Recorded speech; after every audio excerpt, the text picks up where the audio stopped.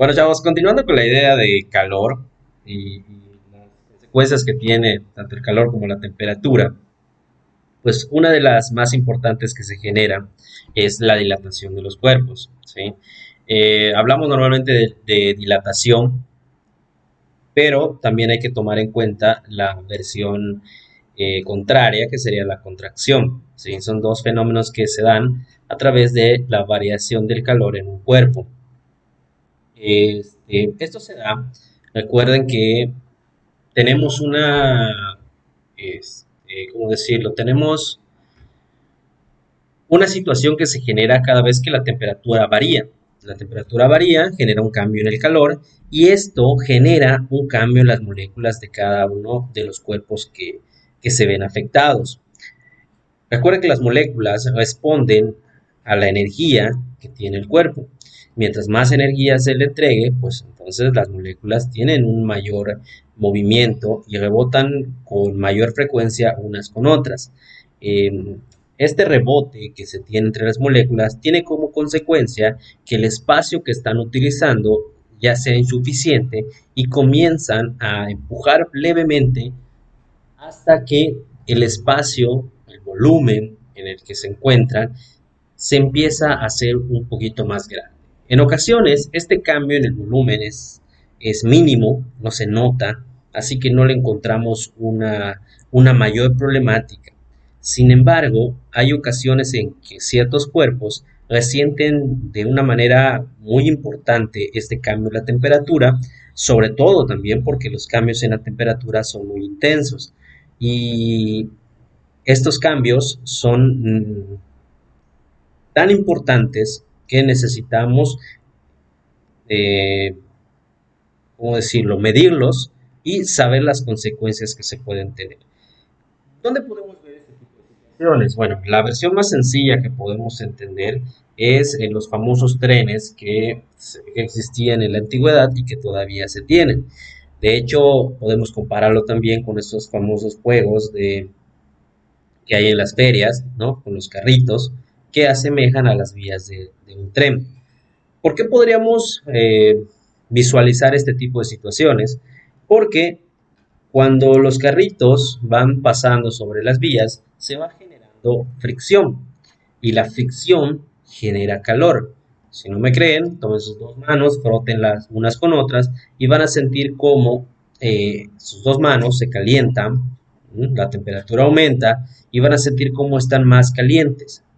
Esto se genera, repito, por fricción.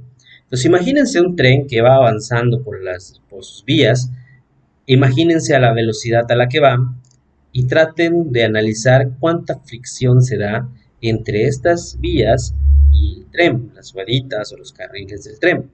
La temperatura que se genera es altísima y esto provoca que haya una reacción en los metales que conforman tanto las vías como estos espacios del tren que van encarrilados o que van diseñados para que puedan pasar a través de estas vías. Si esta variación no se tomara en cuenta, podrían haber un montón de accidentes.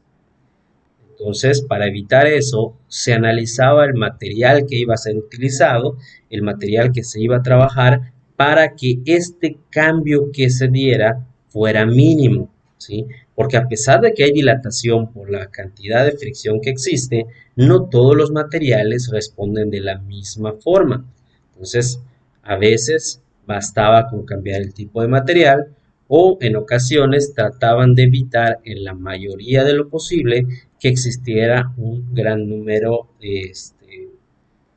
bueno, una fricción muy alta. Hoy en día, los trenes que se están generando se están haciendo a través de imantaciones, justamente para que evitemos ese tipo de fricciones y haya, digámoslo, hasta cierto punto, un menor número de accidentes. Entonces, esta dilatación no solo se genera obviamente en ese tipo de situaciones como las del tren. Si ustedes tienen ahí algún techo de lámina, también ahí se genera cierta variación debido al calor. O también se puede generar, por ejemplo, en alguna pelota que ustedes dejen en el sol, de repente si la dejaron medio inflada, cuando ustedes vayan y la tomen después de estar al mediodía ahí solita, pues van a sentir que la pelota está totalmente inflada. Esto tiene que ver también con la dilatación que se está generando en el elemento que está en contacto con el calor. Entonces, todo esto tiene una razón muy importante para ser estudiado. Tal vez en el caso de nosotros lo importante sea conocer este tipo de situaciones y conocer algunas de las cuestiones más relativas de lo que es la dilatación. No vamos a necesitar un estudio tan intenso, pero sí es importante conocer de qué manera afecta en cuanto a la cuestión física. Entonces, para ello, pues vamos a necesitar trabajar como siempre con algunas formulitas que nos van a dar a conocer cómo funciona la dilatación en cuestiones numéricas. Entonces, vamos a empezar con algo que es importantísimo que llamamos, vamos a ponerlo por aquí, el coeficiente de dilatación. Hace un momentito les decía que no todos los materiales funcionan de la misma manera. Y esto es porque el coeficiente de dilatación varía dependiendo de cada materia. Así como dijimos en su momento la densidad, así como dijimos en el video anterior la cuestión del calor específico, también en la dilatación hay valores que ya están establecidos, ¿sí? Y estos valores provienen de una formulita que se representa de esta manera. Esto que está aquí es una letra griega y representa el coeficiente de dilatación, pero lineal. Voy a ponerlo por acá. Coeficiente de dilatación lineal. ¿Sí? Y ahorita vamos a explicar esta parte, aunque creo que ustedes ya tienen noción de por qué le decimos lineal. ¿Sí? ¿De dónde proviene? Bueno, de conocer una variación. En este caso, como estamos hablando de algo lineal, pues nos fijamos en una longitud. ¿Sí? Aquí podemos establecer entonces la idea de lineal. Recuerden que lineal hace referencia a una sola dimensión y una sola dimensión se mide a través de una longitud. Entonces, esto, tenemos un pequeño cociente aquí, donde retomamos esta longitud inicial, porque recuerden que pues es la que termina siendo afectada. ¿Y quién la va a afectar? Pues la variación que exista en la temperatura. Este cambio hace referencia, más bien afecta a esta longitud inicial de donde partimos con cualquier cuerpo que estemos estudiando, ¿sí? Y hace referencia o afecta directamente a la variación que se haya generado con las diferentes longitudes, ¿sí? Empecé con 5 centímetros, voy a poner una idea, y terminé con 10 centímetros. Bueno, la variación fue 10 menos 5, 5 centímetros, ¿sí? Entonces, aquí tenemos cómo surge el coeficiente de dilatación. Esta formulita la utilizaron con la madera, la utilizaron con el agua, la utilizaron con el plástico, ¿sí? Con cualquier elemento puede ser utilizada siempre y cuando estén hablando de algo en una dimensión, ¿sí? Por ejemplo, un alambrito, un hilo, que si somos un poquito perspicaces y queremos ser un poquito quisquillosos, vamos a decir, bueno, realmente no tiene una dimensión, está delgadito, pero pues tiene tres dimensiones, porque todo en este mundo tiene tres dimensiones. Pero recuerden que en este caso nos estaríamos centrando únicamente en la longitud de lo que estamos estudiando. Es verdad que va a tener tres dimensiones, pero no va a ser motivo de estudio cuando trabajemos con esta pequeña fórmula.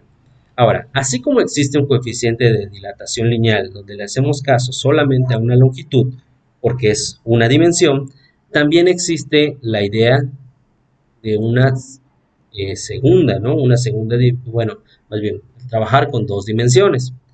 Y la ventaja es que literalmente hacemos lo mismo, solo que en vez de llamarle longitud, como estamos hablando de dos dimensiones, le llamamos superficie.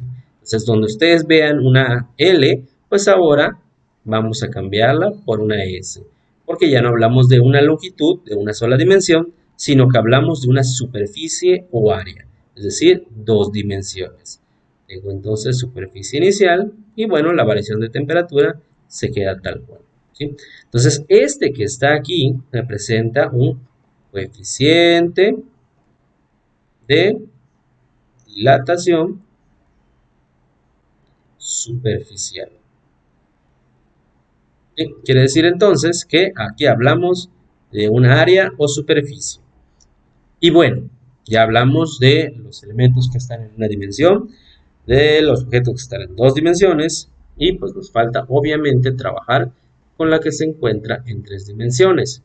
Pero la ventaja es que sucede exactamente lo mismo. La fórmula no varía más que en la interpretación. Ya no hablamos de longitud, ya no hablamos de superficie, sino que al estar en tres dimensiones hablamos de un volumen. Entonces, donde veamos aquí, por ejemplo, la S, lo vamos a cambiar por una V de volumen.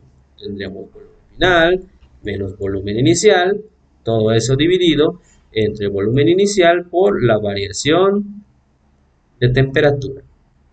Y le ponemos un nombrecito. Coeficiente de dilatación volumétrica.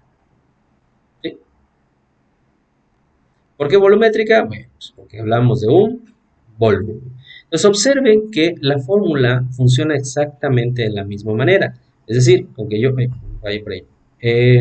que yo conozca o trabaje en una de ellas, pues ya puedo definir todas las demás. Entonces vamos a dejar un poquito a la vista, porque ahora volvemos a una situación que planteamos también cuando vimos la idea del calor específico. El calor específico era un valor establecido, así que no nos importaba calcularlo. Lo mismo pasa aquí. Dijimos que los coeficientes son valores que ya están establecidos, entonces no me interesa calcularlos. Pero ¿qué sí me interesa? Pues me interesa trabajar con lo que sucede al final de ser afectado por la temperatura. Entonces, me interesa conocer la superficie final, la longitud final y el volumen final. ¿Por qué me interesa conocerlo? Pues porque necesito predecir qué es lo que puede pasar para tomar precauciones. Ese es el punto importante de hacer un estudio en física, predecir ciertas situaciones. Y para hacerlo entonces necesito encontrar este valor.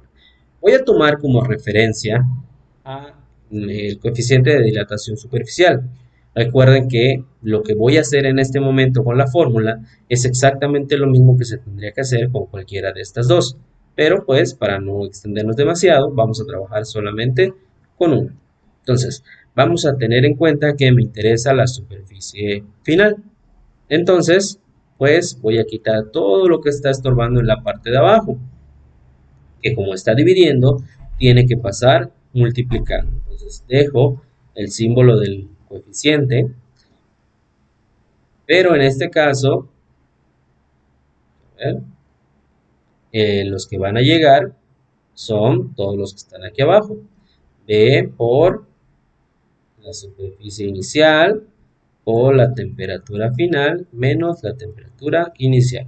Observen que todos estos se están multiplicando, este por este y todo eso por este.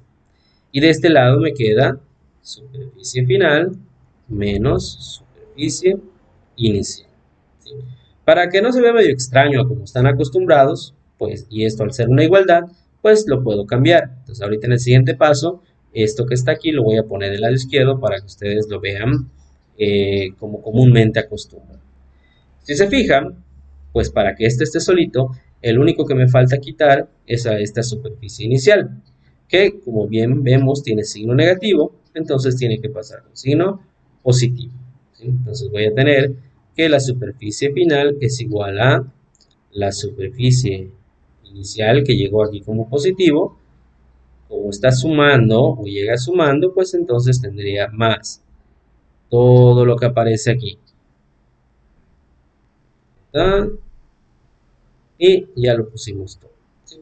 Ahora bien, en sus libros no va a aparecer de esta manera o no lo van a ver de esta manera. Sin embargo, es exactamente la misma fórmula que yo les estoy mostrando que la que estoy en los libros. La única diferencia es que aquí hay un paso que se va a agregar, ¿sí? Si ustedes se fijan, aquí tenemos dos términos, 1 y 2. Y en estos dos términos hay un amiguito que aparece aquí y aquí. Entonces, por algo llamado factorización o factor común, ¿sí?, que es parte de la factorización, pues retiramos a este que se repite en ambos. Entonces dejamos que la superficie final es igual a superficie inicial, que es el que sale, multiplicado por superficie inicial entre superficie inicial, 1, más todo esto entre superficie inicial, pues se quita este y solamente me queda el coeficiente o las variaciones de temperatura. Y esta, ya tenemos la fórmula parecida o igual a la que ustedes tienen en sus libros, ¿sí? Entonces, por jerarquía de operaciones, ¿cómo se tendría que resolver esto? Bueno, primero aquí restamos, multiplicamos, sumamos y hasta el final multiplicamos por este que está aquí afuera, ¿sí? Bueno, ya que tenemos esta fórmula, pues recordamos, ¿no? Si fuera la versión lineal, pues ¿cómo nos quedaría? Longitud final es igual a longitud inicial por 1. Aquí recuerden que cambia el simbolito nada más, ¿sí? Y quedaría temperatura final menos temperatura inicial. Les invito a que ustedes intenten recrear lo que hice con esta, con la idea de longitud, y también lo pueden hacer con la idea de volumen. Bueno, aquí tendríamos volumen inicial, nuevamente el 1, más, recordamos nuevamente que aquí cambia el simbolito, y tendríamos temperatura final menos temperatura inicial. Entonces, estas son las fórmulas que estarían utilizando para encontrar pues cada uno de los valores que nos solicite, ¿no? La superficie final, la longitud final o el volumen final. Algo muy importante antes de cambiar a hacer un ejemplo es que estos tres coeficientes que aparecen aquí tienen una relación muy importante, ¿sí? Nosotros sabemos que el coeficiente de dilatación lineal se representa con este simbolito llamado alfa. El coeficiente de dilatación superficial con este que se llama beta, ¿sí? Pero beta tiene una relación muy importante con alfa. Beta resulta que es el doble del valor de alfa. Pongo un ejemplo. Si aquí el coeficiente fuera 2, para algún tipo de elemento, me voy a inventar uno, un lápiz, ¿sí? El coeficiente de dilatación lineal de un lápiz es 2. El coeficiente de dilatación superficial del lápiz tendría que ser el doble, es decir, 4. Y lo mismo va a pasar con el coeficiente de dilatación volumétrica, solo que ahora tendríamos que el volumétrico es 3 veces el valor de alfa. Entonces, en este caso, si este fuera 2 para el lápiz, aquí sería 4 y el volumétrico sería 6. Esta relación es importante, pues porque las vamos o las pueden utilizar en algún momento dado. Resulta que tengo el coeficiente de dilatación del agua, coeficiente de dilatación lineal del agua, pero no conozco el coeficiente de dilatación superficial. Bueno, no importa, solamente multiplico por 2 el que ya tengo y puedo resolver mi ejercicio sin ningún problema. Esos son valores que pueden facilitarnos en algún momento en trabajo. Entonces, vamos a hacer un pequeño ejemplo para que ustedes vayan viendo cómo funciona esta idea de la fórmula. Entonces aquí tenemos uno que dice, a ver, la mamá de Rosy tiene una taquería y la plancha donde asa la carne es de hierro, importantísimo. Primera idea que hay que tomar en cuenta, estamos hablando de hierro. En forma rectangular, ¿sí? Entonces tenemos dos medidas importantes, que sería en este caso la base y la altura. Cuando está fría, queda desnivelada con la base que la soporta, pero al calentarse se dilata, palabra importante, y se acomoda perfectamente sobre dicha base. Entonces, noten la importancia de la dilatación en este caso. La temperatura con la que cocina la carne alcanza los 125 grados Celsius y la temperatura del ambiente es de 38 grados Celsius. Si la temperatura ambiente, si a la temperatura ambiente, perdón, la plancha mide 1 metro por 0.8 metros, ¿cuánto mide la superficie de la plancha a la temperatura con la que cocina la carne? Entonces, observen que estamos hablando de una superficie final, ¿sí? Me están hablando de un elemento que está con dos medidas importantes, por lo tanto definimos la superficie. Vamos a plantear la formulita que vamos a trabajar.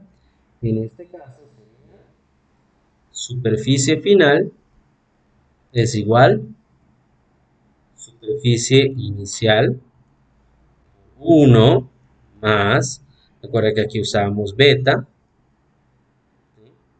Por temperatura final menos temperatura inicial. Esa es la formulita que estaríamos trabajando. Ahora, ¿qué es lo que necesito para trabajar?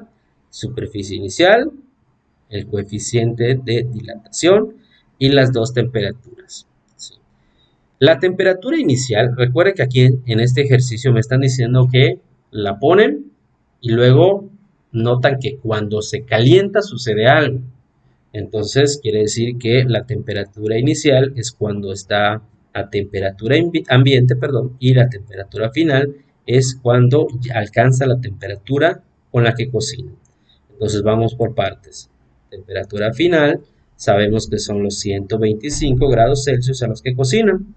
Temperatura inicial, en este caso, estaríamos hablando de los 38 grados Celsius. Creo que están en Yucatán. La superficie inicial, ¿de dónde vendría?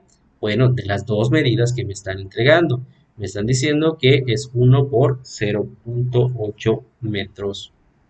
1 metro por 0.8. Entonces tendría 1 por 0.8, pues 0.8. Y metro por metro, pues tendría metros cuadrados. ¿Qué es lo que me hace falta? ¿Dónde está? Aquí está. El coeficiente de dilatación superficial.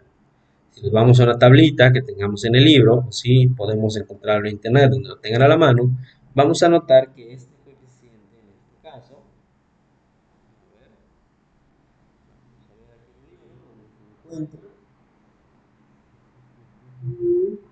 es 23.4 por 10 a la menos 6. ¿Sí? Y como ya todo está llevando su unidad de medida, pues este se representa como 1 sobre grados Celsius. Ojo, en algunos casos, en algunos libros, aparece como grados Celsius a la menos 1. Esto que está aquí representa 1 entre grados Celsius. ¿Sí? Esto es nota importante. Esto les va a servir en este caso. Y bueno, ya que tenemos todo a la mano, pues podemos comenzar a trabajar. Vamos a sustituir. Sustituyendo, vamos a tener superficie final es igual a ¿qué? Superficie inicial, que en este caso es, ¿dónde está? Aquí está, 0.8 metros cuadrados, multiplicado por 1 más. Ponemos el coeficiente de dilatación, que sería 23.4 por 10 a la menos 6 grados Celsius, y todo esto multiplicado por temperatura final, que es 125 grados Celsius, menos 38 grados Celsius. ¿Sí? Y entonces, pues ya tenemos todo, ¿no? Solo me faltó aquí, se va el corcho. Ahí está. Entonces, observen, por jerarquía de operaciones dijimos aquí primero, después este producto grandote, le sumamos un 1 y al final multiplicamos. Vamos por partes. Esto se queda igualito, 0.8 metros cuadrados, aquí 1 más 23.4 por 10 a la menos 6. Aquellos que quieran o puedan adelantar operaciones lo pueden hacer. En este caso lo estoy haciendo paso a paso para que ustedes no se me pierdan. A 125 entonces le quito 38. El paso o el primer paso que necesitamos. 125 menos 38, lo cual me da 87 grados Celsius. Si se fijan, aquí hay un producto. Por lo tanto, podemos ver que grados Celsius está arriba, grados Celsius está abajo y lo vamos a terminar matando. Pues aquí desaparecen los grados Celsius. Y ahora me queda multiplicar 23.4 por 10 a la menos 6 por 87. Entonces multiplicamos 23.4. Si tienen a la mano sus calculadoras, comprueben los valores para que no no me vaya a ver cuatrapeado al momento de hacerlo con ustedes. Y vamos a tener entonces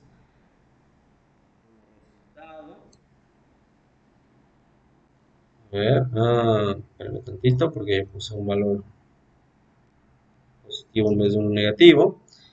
10 a la menos 6 por 87. Ahora sí, voy a tener que la superficie final es igual a 0.8 metros cuadrados por 1 más 2.0358 por 10 a la menos 3. ¿Sí? Entonces la superficie final es igual a 0.8 metros cuadrados y hacemos la suma. En este caso sería, ya después de haber modificado el punto decimal, recuerden que aquí el punto decimal me va a llevar a 3 lugares hacia la izquierda, 1 y aquí tendría que agregar 2 ceros. Entonces tendría 1.00, esto me parece 0, y 2, 0, 3, 5 y 8. Todos los valores que aparecen ahí. Y si se fijan, el último paso es una multiplicación. La superficie final, voy a subir acá, estaría dado por el producto de 0.8